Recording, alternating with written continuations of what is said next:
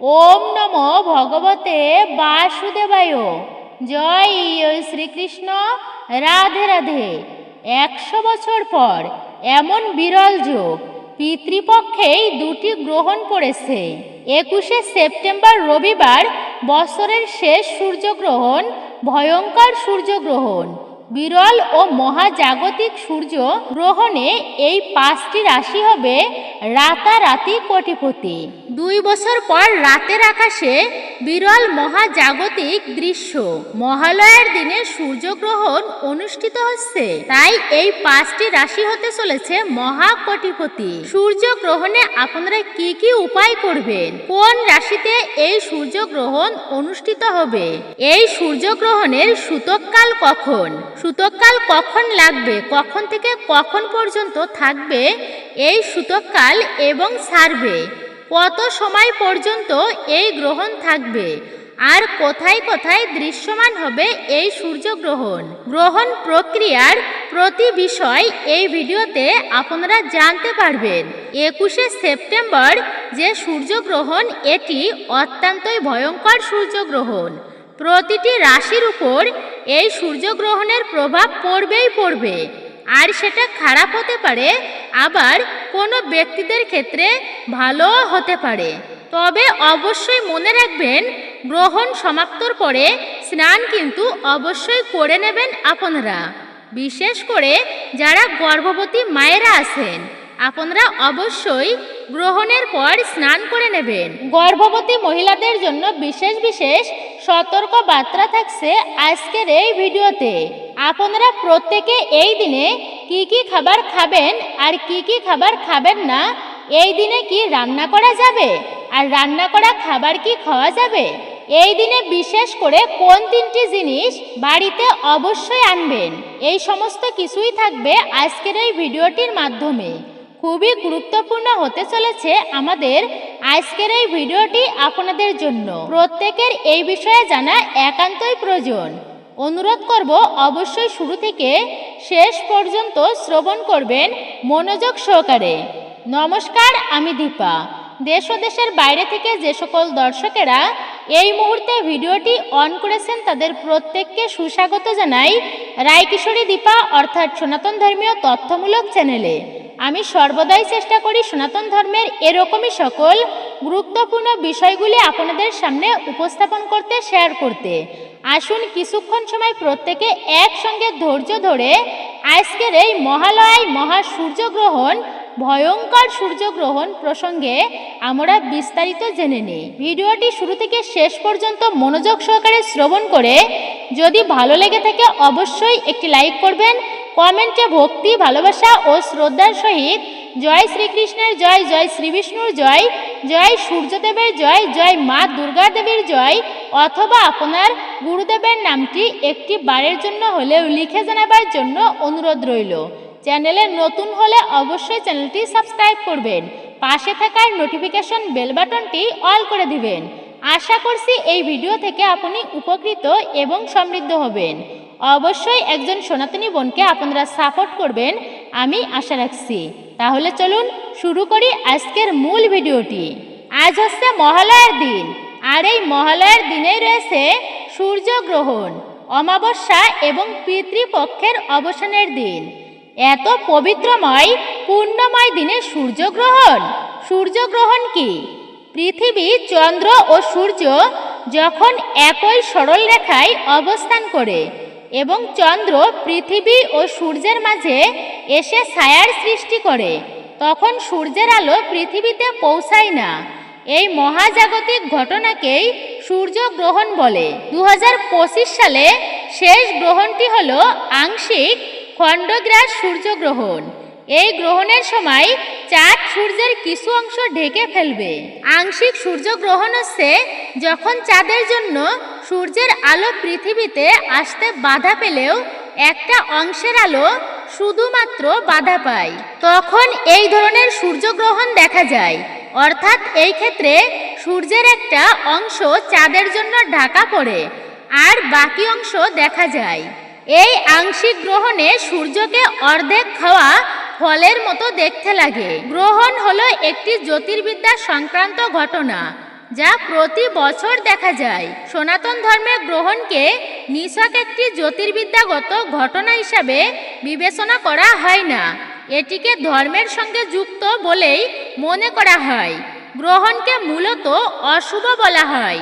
গ্রহণের সময়কালে কোনো ধরনের শুভ কার্য করা হয় না, অর্থাৎ সমস্ত শুভ কার্য এবং মাঙ্গলিক কার্যকে নিষিদ্ধ করা হয়েছে গ্রহণ চলাকালীন সময়ে। অবশ্যই আপনারা বিস্তারিত জানতে পারবেন কোন কোন বিষয়ে নিষিদ্ধ করা হয়েছে। মহাজগতে 3 ধরনের সূর্যগ্রহণ হয়।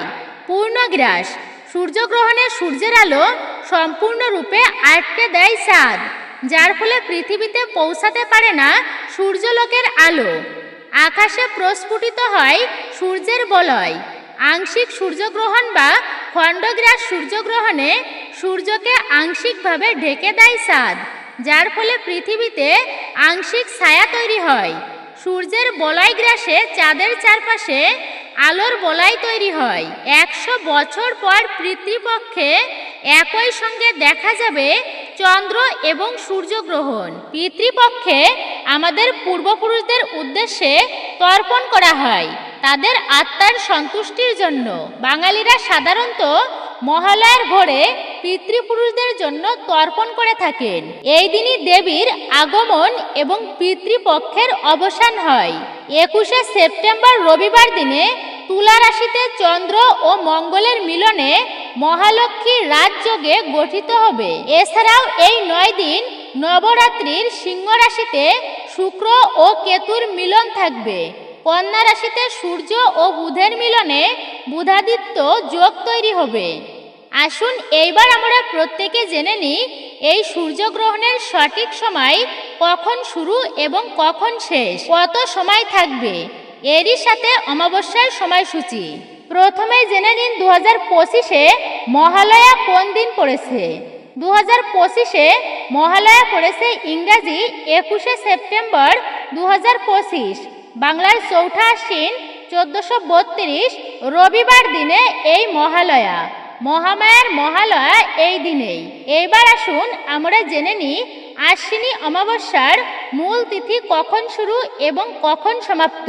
ইংরাজি 20শে সেপ্টেম্বর 2025, বাংলার 3রা আশ্বিন 1432 শনিবার।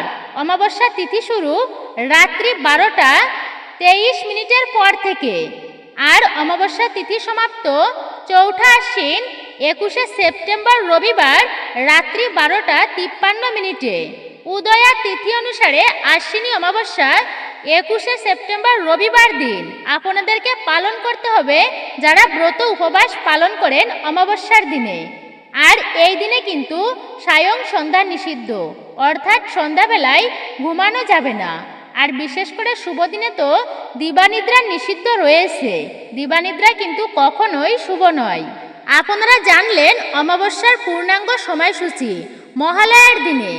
এইবার আপনারা জানবেন মহালয়ার বিরল যোগে খণ্ডগ্রাস সূর্যগ্রহণের সঠিক এবং পূর্ণাঙ্গ সময়সূচি।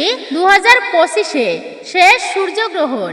আংশিক খণ্ডগ্রাস সূর্যগ্রহণ 2025 ভারত ও বাংলাদেশ অদৃশ্য, অর্থাৎ সূর্যগ্রহণ দেখা যাবে না, তবে আংশিকভাবে দেখা যাবে, পুরোপুরি নয়, যেহেতু আমাদের দেশে এটি হচ্ছে রাত্রিতে গ্রহণ আরম্ভ। রবিবার দিন 21শে সেপ্টেম্বর রাত্রি 11টা 30 মিনিটে। গ্রহণ মধ্যকাল রাত্রি 1টা 42 মিনিট পর্যন্ত এই গ্রহণের মধ্যকালবর্তী সময়। এই খণ্ডগ্রাস সূর্যগ্রহণের মোক্ষ অর্থাৎ সমাপ্তি হবে এই দিন রাত্রিতে 3টা 54 মিনিটে। গ্রহণের স্থিতিকাল মোট 4 ঘন্টা 24 মিনিট। এইবার জানুন এই খণ্ডগ্রাস সূর্যগ্রহণ কোথায় দৃশ্যমান হবে, অর্থাৎ দেখা যাবে। নিউজিল্যান্ড, মেলানেশিয়ার পূর্বাংশে, পলিনেশিয়ার দক্ষিণাংশে, ইউরোপ ও অ্যান্টার্কটিকার পশ্চিমাংশে দৃশ্যমান হবে এই সূর্যগ্রহণ। এই সমস্ত অঞ্চলে তখন হবে দিন। যে সমস্ত অঞ্চলে গ্রহণ দৃশ্যমান হবে সেই সমস্ত অঞ্চলে রান্না করা এবং খাবার গ্রহণ অর্থাৎ পাক পবিত্র পরিত্যাগ করতে হবে গ্রহণ চলাকালীন অবস্থায়। আর বাংলাদেশ ও ভারতে সম্পূর্ণরূপে অদৃশ্য নয় আংশিক খণ্ডগ্রাস সূর্যগ্রহণ। অর্থাৎ আংশিক প্রভাব পড়বে এই গ্রহণের। তবুও বলা হয়েছে গ্রহণ, তো তাই গ্রহণ হচ্ছে ভয়ঙ্কর এবং অশুভ। অবশ্যই সকলেই মেনে চলেন গ্রহণকে। সকল ধর্মের লোকই কিন্তু গ্রহণে মেনে চলে, গ্রহণের নিয়মবিধি অনুসরণ করে সকলেই। 4 ঘন্টা 24 মিনিট আমাদের প্রত্যেকের বিশেষ সাবধানতা অবলম্বন করতেই হবে, নতুবা ঘোর অমঙ্গল সংসারে নেমে আসতে পারে, নিজের জীবনেও নেমে আসতে পারে। জ্যোতিষশাস্ত্র অনুযায়ী সূর্যগ্রহণের ফলে সব থেকে বেশি উৎপাত করে রাহু এবং কেতু। সুতরাং এই রাহু কেতুর জন্যই বিভিন্ন রকম সমস্যা, যেমন ধরুন শারীরিক, মানসিক বা অর্থনৈতিক সমস্যা, এগুলো জীবনে বা সংসারে ভয়াবহ আকারে নেমে আসে। তাই এমন কিছু কাজ সূর্যগ্রহণের সময় করা উচিত নয়, যার ফলে রাহু এবং কেতুর কুপ্রভাব মানব রাশির উপর পড়ে। এই গ্রহণের প্রভাবে মোট 12টি রাশির মধ্যে বিশেষ 5টি রাশি রয়েছে, যারা কিন্তু অত্যন্তই ধনবান হবেন, সৌভাগ্য ফিরে পাবেন। পাশাপাশি আরও যে কয়েকটি রাশি রয়েছে সেগুলো অত্যন্তই সমস্যার মধ্যে পড়বেন। কোন কোন রাশিগুলো অত্যন্তই সমস্যায় জর্জরিত হবেন আপনারা সমস্তটাই জানতে পারবেন এই ভিডিও থেকে, এবং কি সতর্কতা অবলম্বন করবেন। আপনারা সূর্যগ্রহণের প্রভাব থেকে নিজেকে সুরক্ষিত রাখতে অতি অবশ্যই সূর্যগ্রহণ চলাকালীন সময়ে গায়ত্রী মন্ত্র, সূর্য মন্ত্র, বিষ্ণু মন্ত্র অথবা ওম নমঃ শিবায় এই মন্ত্রটি জপ করতে পারেন বিশেষভাবে। তবে কিন্তু সূর্যগ্রহণের যে কুপ্রভাব অনেকাংশেই আমাদের বা আপনাদের রাশিচক্রের উপর প্রভাব বিস্তার করতে পারবে না, অর্থাৎ গ্রহণের অশুভ দিকগুলো অনেকাংশেই কেটে যাবে। যেহেতু এই গ্রহণ 4 ঘন্টা 24 মিনিট পর্যন্ত অত্যন্তই দীর্ঘ সময় ধরে থাকছে, বিশেষ করে যারা গর্ভবতী মহিলারা আছেন আপনারা অতি অবশ্যই এই সময় অত্যন্ত সাবধানতার সঙ্গে থাকবেন।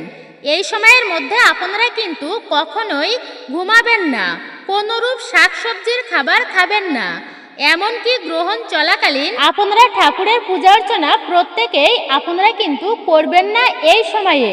তবে আপনারা মন্ত্র জপ, হরিনাম, শাস্ত্রাদি অধ্যয়ন করতে পারবেন, ফলে অশুভ সময়টিও শুভ হয়ে যাবে। গ্রহণ চলাকালীন ঠাকুর ঘরে প্রবেশ করবেন না, কোনো দেবদেবীর মূর্তিকে স্পর্শ পর্যন্ত করবেন না। এছাড়াও এই গ্রহণ চলাকালীন বিশেষ করে যারা গর্ভবতী মায়েরা আছেন আপনারা কোনো কিছু কাটাছেঁড়া করবেন না, চুল নখ কাটবেন না, প্রত্যেকের জন্য অশুভ হবে এইটি। কোনো বৃক্ষাদি, শাকসবজি, ফলমূলাদি আপনারা কাটবেন না এই দিনে বা এই সময়ে। আপনারা যদি এই সমস্ত কার্যগুলো করেন তাহলে আপনার গর্ভজাত শিশুর উপরে অত্যন্তই কুপ্রভাব পড়বে গ্রহণের। এই সূর্যগ্রহণ চলাকালীন সময়ের মধ্যে কোনো প্রকার খাবার আপনারা ভুলেও মুখে তুলবেন না। যদি একান্তই খেতে হয় তবে আপনারা জল খেতে পারবেন, কিন্তু তবুও সেই জলের মধ্যে আগে থেকেই তুলসী পত্র দিয়ে রাখবেন, তারপরে সেই জল আপনারা খাবেন। এরই সাথে যদি আপনারা গ্রহণের আগে কোনো খাবার রান্না করে রেখেছেন সেই সমস্ত খাবারের উপরে তুলসী পত্র দিয়ে অবশ্যই রাখবেন। তবে গ্রহণ চলাকালীন সময়ে ভুল করেও আপনারা রান্না করবেন না। এই সময়ে রান্না করা এবং খাবার খাওয়া উচিত নয়। অবশ্যই খাবারে তুলসী পত্র দিয়ে রাখবেন আগে থেকেই, নতুবা গ্রহণের প্রভাব খাবারে পড়বে এবং খাবারের গুণাগুণ নষ্ট হয়ে যাবে।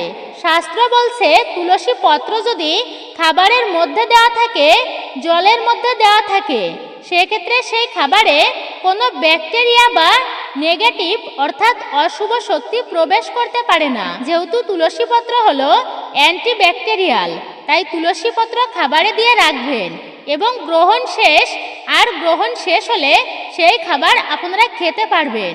শাস্ত্রে উল্লেখিত গ্রহণ চলাকালীন সময়ে কোনরূপ ধারালো জিনিসপত্র ব্যবহার করা একদমই উচিত নয় বা স্পর্শ করাও উচিত নয়।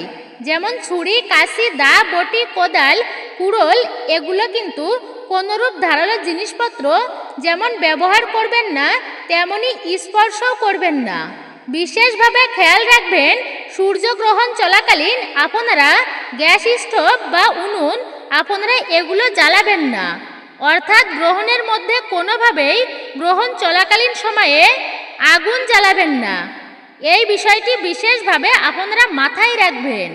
আপনারা বিশেষ করে গর্ভবতী মায়েরা গ্রহণ চলাকালীন একাকী বা নির্জন স্থানে কিন্তু ভুলেও যাবেন না। সবচেয়ে ভালো হয় আপনারা ঘরের মধ্যেই থাকুন এই সময়ে। 21শে সেপ্টেম্বর রবিবার দিন সূর্যগ্রহণ। অবশ্যই কিন্তু আপনারা মনে রাখবেন, আমি গ্রহণের সময়টা কিন্তু কিছুক্ষণ আগেই জানিয়েছি। যদি আপনাদের পক্ষে সম্ভব হয় তবে সূর্যগ্রহণ শেষ হওয়ার পরে, যেহেতু গ্রহণ রাত্রিকালে, তাই পরের দিনে কোনো হতদরিদ্র মানুষ, অসহায় মানুষকে বা কোনো ব্রাহ্মণকে বা মন্দিরের পুরোহিতকে অবশ্যই নিজের সাধ্য সামর্থ্য অনুযায়ী আপনি যা পারেন তাই দান করবেন। কারণ শাস্ত্র মতে যে কোনো গ্রহণের পরে, মানে গ্রহণ সমাপ্ত হওয়ার পরে, গ্রহণের পরে বা গ্রহণ সমাপ্ত হওয়ার পর যদি আপনারা দান করতে পারেন তাহলে কিন্তু এর শুভ ফল আপনারা 100 গুণ পুণ্যফল বেশি পাবেন।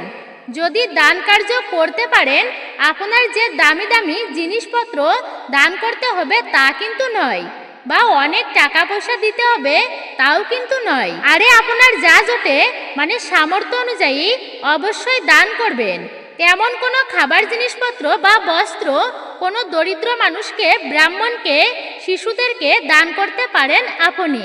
দান এমনিতেই পূর্ণ কার্য, আর তা যদি হয় বিশেষ দিনে তাহলে তার পুণ্যফল সহস্র গুণ বৃদ্ধি পায়। তাই গ্রহণের প্রভাব আংশিক হলেও এর সূতককাল রয়েছে, আর অবশ্যই মান্য করে চলতেই হবে। আর গ্রহণ শুরু হওয়ার 9 ঘন্টা আগেই সূতককাল শুরু হয়, আর সূতককাল কিন্তু মেনে চলতে হয়। গ্রহণকে প্রায় সকল ধর্মের লোকই মান্য করে। 100 বছর পর জোড়া গ্রহণ পিতৃপক্ষে চন্দ্রগ্রহণ হয়ে গিয়েছে, আর তার 15 দিন পর, মানে এটা হচ্ছে সূর্যগ্রহণ, তাও পড়েছে 2 বছর পর মহালয়াতে। আর এই সূর্যগ্রহণের মহাযোগে বিরল সংযোগ দেখা দিবে এই গ্রহণের মাধ্যমে। আর এই মহাসংযোগে বিশেষ করে 5টি রাশি রয়েছে। বিশেষ করে 5টি রাশি ধনী হতে চলেছে। আপনারা জানবেন কোন সেই রাশিগুলো। আপনারা বিশেষ করে মনোযোগ সহকারে শ্রবণ করুন এবং দেখুন। আর উপকৃত হলে একটি লাইক করবেন, কমেন্ট এবং শেয়ার করবেন, সবাইকে জানার সুযোগ করে দেবেন। আর আমার সনাতন ধর্মীয় এই চ্যানেল অর্থাৎ রায়কিশোরী দীপা, এই চ্যানেলটিকে সাবস্ক্রাইব করে রাখবেন এমন গুরুত্বপূর্ণ ভিডিও পেতে। এইবার আসুন জেনে নেওয়া যাক কোন সেই 5টি রাশি যাদের জীবনে বিপুল পরিবর্তন হবে এই সূর্যগ্রহণের দিন থেকেই। প্রথমে যে ভাগ্যশালী রাশিটির কথা বলবো আর তা হলো মকর রাশি। এই রাশির ব্যক্তির জন্য সূর্যগ্রহণ অত্যন্তই শুভ। আপনাদের কাজকর্ম তীব্র গতিতে চলবে, তথা আটকে থাকা কোনো কাজ সত্বরে এই গ্রহণের পর চালু হয়ে যেতে পারে আপনার। এছাড়াও যে কাজে আপনার বারংবার বাধা আসছে সেগুলো গ্রহণের পর থেকে সরে যাবে, মানে বাধা কেটে যাবে। যদি সন্তান না থাকে বা বিবাহ হচ্ছে না, তবুও এই গ্রহণের পর থেকে সন্তান সংক্রান্ত সমস্যা কেটে যাবে। এবং বিবাহ বিলম্ব বা বিবাহ হচ্ছে না, তা অনেকাংশে গ্রহণের পর থেকে দূর হয়ে যাবে এই সমস্ত সমস্যা, বাধা বিপত্তি। এবং যে সমস্ত ব্যক্তিরা নতুন বিবাহ করেছেন বা সন্তান ধারণ করার পরিকল্পনা করছেন, তাদের সন্তান প্রাপ্তির যোগ সৃষ্টি হবে গ্রহণের পর থেকেই। অর্থাৎ এই মকর রাশির জাতক জাতিকাদের জীবনে অত্যন্ত পুণ্যময়, মঙ্গলময়, খুবই শুভ একটা যোগ সৃষ্টি হবে তাদের, এবং তারা সন্তান সুপ্রাপ্তি করতে পারবেন। এই রাশির ব্যক্তিদের সন্তান সন্ততির কাছ থেকে কোনরূপ সুসংবাদ আসতে পারে। এছাড়াও এই মকর রাশির ব্যক্তিদের চাকুরির যোগ প্রবলভাবে সৃষ্টি হবে। চাকুরির জন্য যদি আপনি আবেদন করে থাকেন তাহলে নতুন চাকুরি নিশ্চয়ই সময় মতো পেয়ে যাবেন, বাধা বিঘ্ন ছাড়াই। বিগত স্বল্প কয়েক মাসের মধ্যেই আপনি বাড়ি গাড়ি কিনতে পারবেন, অর্থাৎ বাড়ি ও গাড়ির যোগ আপনার তৈরি হবে সূর্যগ্রহণের পর থেকে। বলাই বাহুল্য যে এই রাশির জাতক জাতিকারা কিন্তু আপনারা শিল্পক্ষেত্রে অর্থাৎ শিল্পক্ষেত্রে প্রচুর পরিমাণে লাভবান করতে পারেন। গ্রহণের যে সুপ্রভাব তা আপনার 6 মাসের মধ্যেই আপনার জীবনে নিজেই দেখতে পাবেন। 5-6 মাস পর্যন্ত এই গ্রহণের যে প্রভাব তা অত্যন্ত পরিমাণে থাকবে আপনাদের জীবনে। তাই এই সূর্যগ্রহণ মকর রাশির ব্যক্তিদের জন্য খুব ভালো এবং শুভ ফলদায়ক হবে। এরপর আপনারা দ্বিতীয় যে ভাগ্যশালী রাশিটির কথা জানবেন আপনাদেরকে জানাতে চলেছি, আর তা হচ্ছে কুম্ভ রাশি। কুম্ভ রাশির সমস্ত ব্যক্তিদের জন্য এই সূর্যগ্রহণ হতে চলেছে খুবই লাভদায়ক এবং শুভ প্রভাব ফেলবে এই গ্রহণের। এই রাশির ব্যক্তিদের মান সম্মান যশ খ্যাতি বৃদ্ধি পাবে। এর সাথে ধনলাভ অর্থাৎ অর্থপ্রাপ্তির নতুন যোগ তৈরি হবে। যদি আপনি ব্যবসায়িক হন তবে ব্যবসাতে অত্যন্ত শুভ ফলাফল পাবেন। এছাড়াও ব্যবসায় উন্নতিও হবে। এই গ্রহণের মাধ্যমে কোনরূপ ধনসম্পত্তি সম্পর্কিত কোনো সমস্যা আপনাদের জীবনে আর হবে না। আপনাদের অর্থের যে সমস্যা ছিল তা এই গ্রহণের পর থেকে অনেকাংশেই দূর হবে। কিন্তু এই রাশির শামিল হলো মঙ্গল এবং মঙ্গল নক্ষত্রের ভিতরে অত্যন্ত ভালো প্রভাব পড়বে এই গ্রহণের। তাই এই রাশির ব্যক্তিদের প্রচণ্ড পরিমাণে ব্যাপকভাবে সফলতা আসতে চলেছে, যা সে নিজেও কল্পনা করতে পারবে না। তবে এটা বাস্তব যে আপনাদের গ্রহণের পর থেকে রাগ বা ক্রোধ সবচেয়ে বেশি বেড়ে যেতে পারে। কয়েকটি কারণে সেই রাগ বা ক্রোধের উপরে কিন্তু নিয়ন্ত্রণ অবশ্যই রাখতে হবে আপনাকে। উত্তেজিত হওয়া যাবে না, এতে আপনারা খুব ভালো ফলাফল পাবেন। যদি আপনারা নিজের ক্রোধ বা রাগকে নিয়ন্ত্রণ করতে পারেন তাহলে সর্বকর্মেই আপনারা জয়ী হয়ে ফিরবেন, মানে জয়ী হতে পারবেন। তাই অবশ্যই এই বিষয়টি গুরুত্বের সাথে দেখবেন। জ্যোতিষশাস্ত্র অনুযায়ী কুম্ভ রাশির জাতক জাতিকাদের জন্য এই গ্রহণ অত্যন্ত ভালো ফল আনতে বাধ্য। এরপরে তৃতীয় ভাগ্যশালী রাশি হচ্ছে কন্যা রাশি। কন্যা রাশির ব্যক্তিদের জন্য এই সূর্যগ্রহণ হতে চলেছে বিরাট এক সুযোগ। খুবই বড় এবং সুসংবাদ নিয়ে আসবে আপনাদের জীবনে। এই রাশির ব্যক্তিদের কোনো বিরাট সুখবর আসতে চলেছে আপনার। এই রাশির ব্যক্তিদের জীবনে যার দ্বারা মনে প্রসন্নতা বজায় থাকবে। পরিবারের ব্যক্তিদের সাথে সুসম্পর্ক অবশ্যই বজায় থাকবে এবং সম্পর্ক অটুট থাকবে। অর্থনৈতিক বিরাট পরিবর্তন হঠাৎ করেই দেখা দেবে। আপনাদের দীর্ঘদিন ধরে অসম্পূর্ণ কাজ, মানে যে কাজ এখনো সফল হয়নি অথচ দীর্ঘদিন ধরে পড়ে আছে, আটকে আছে, সেই আটকে থাকা কাজ সুসম্পূর্ণ হবে গ্রহণের পর থেকে। এতে আপনি লাভবান হবেন, অসীম সফলতা অর্জন করবেন আপনার আটকে থাকা কাজ থেকে। যদি ব্যবসা করেন তবে তা ভালো চলবে, ক্রেতা প্রচুর পরিমাণে আসতে থাকবে, বেচা বিক্রি খুবই ভালোই হবে, সুস্থ ও নীরব থাকবেন। যদি দীর্ঘদিন ধরে কোনো বিরাট সমস্যায় ভুগছেন, জটিলতায় আছেন, তা থেকেও মুক্ত হবেন। আপনাদের সন্তানের মাধ্যমে নাম যশ খ্যাতি অর্থবৃদ্ধির যোগ সৃষ্টি হবে। যদি আপনার সন্তান থাকে, সে যদি কোনো কর্মে জড়িত থাকে তাহলে সেই সন্তান খুবই নাম যশ অর্থ আপনাদের সন্তান প্রাপ্তি করবে। এই কুম্ভ রাশির ব্যক্তিদের সন্তানেরা, এরই সঙ্গে এই রাশির ব্যক্তিদের সন্তানদের বৈবাহিক জীবন খুবই ভালো এবং সুখময় হবে। যদি বিবাহে বাধা, বিবাহ হচ্ছে না কিছুতেই, গ্রহণের পর থেকে এই সমস্ত সংক্রান্ত সমস্যা থেকে দ্রুতই মুক্তি পাবেন আপনারা।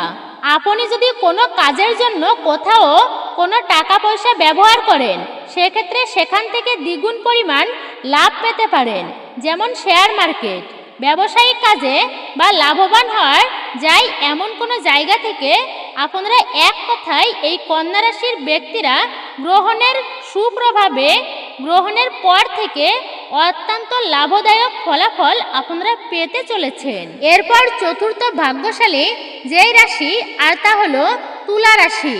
তুলা রাশির ব্যক্তিরা 21শে সেপ্টেম্বর সূর্যগ্রহণের দিন থেকে আপনাদের অর্থনৈতিক উন্নতি অধিক মাত্রায় বৃদ্ধি পেতে চলেছে।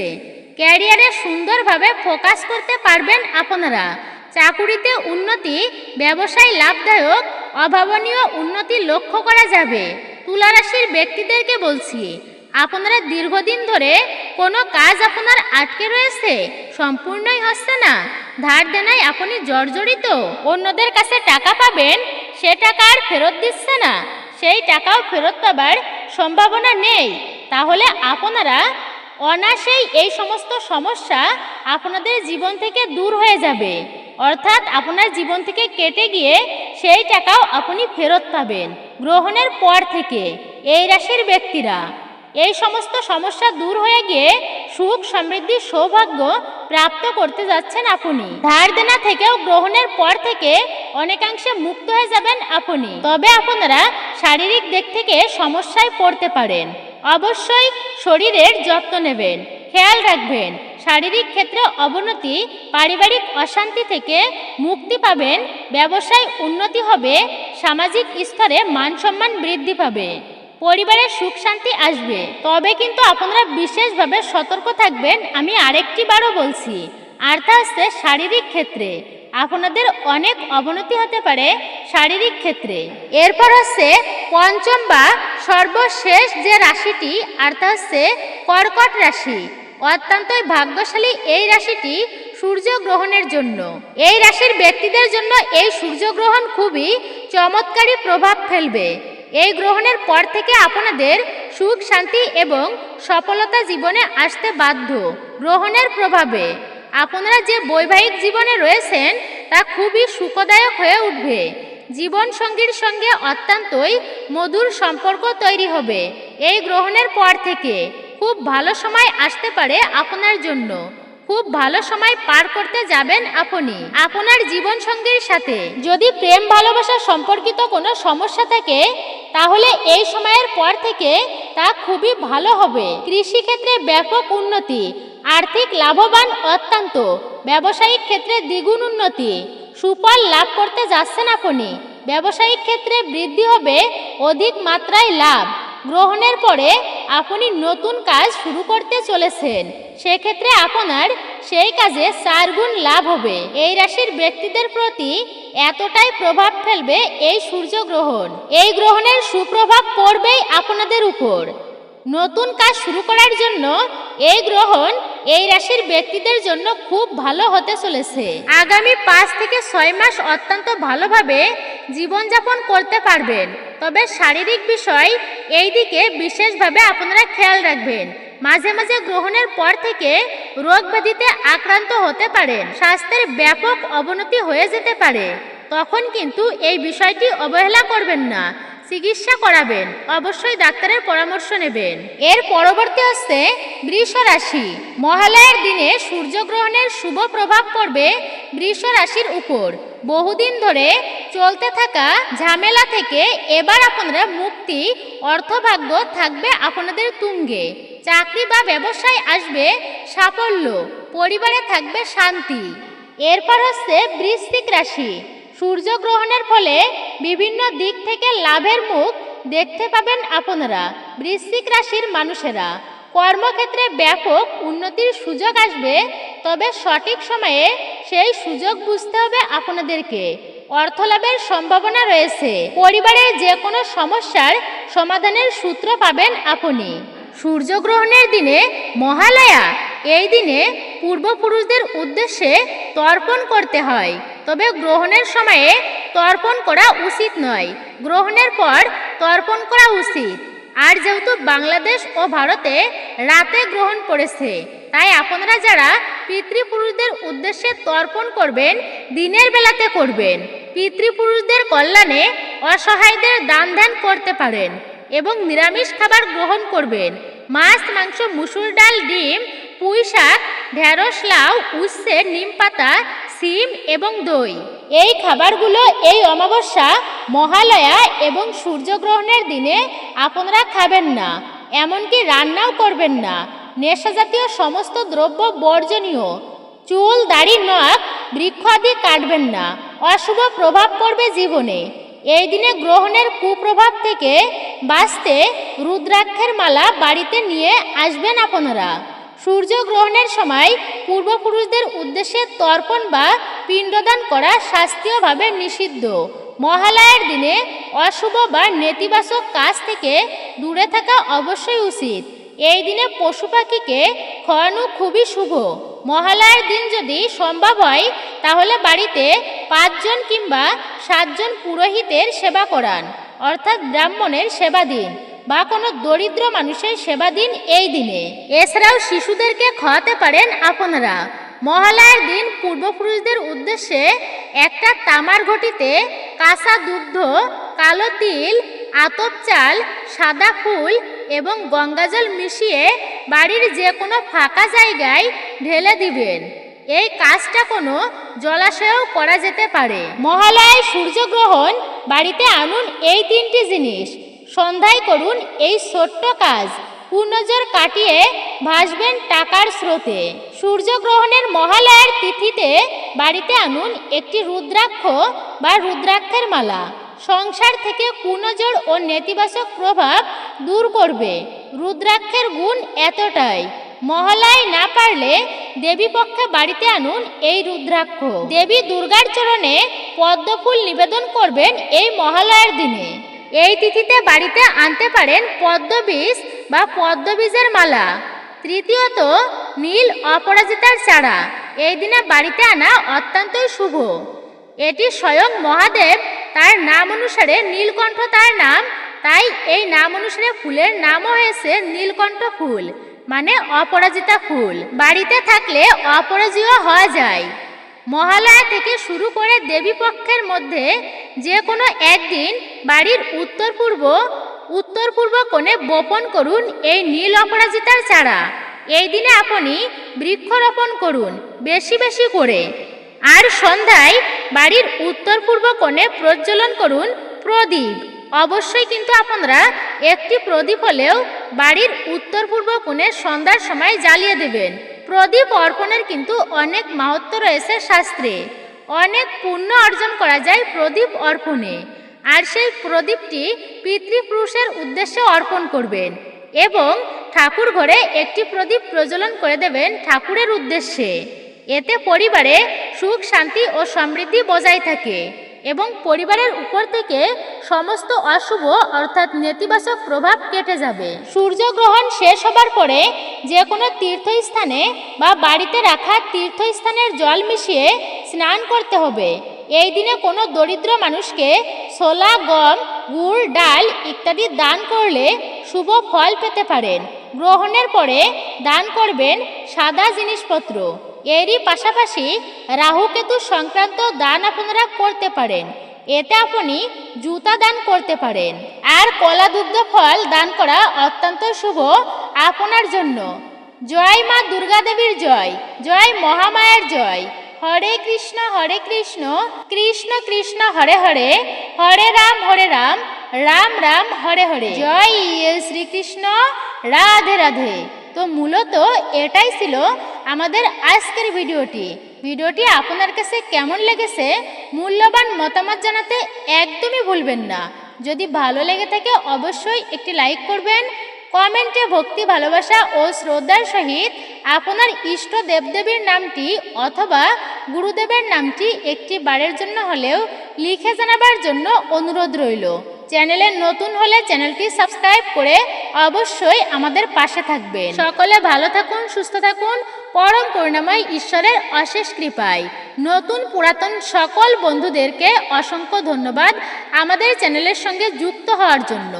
আমাদের চ্যানেলের সঙ্গে যুক্ত অবশ্যই থাকবেন, আমাকে সাপোর্ট করবেন, এটাই অনুরোধ। একজন সনাতনী বোনকে আপনারা সাপোর্ট করবেন।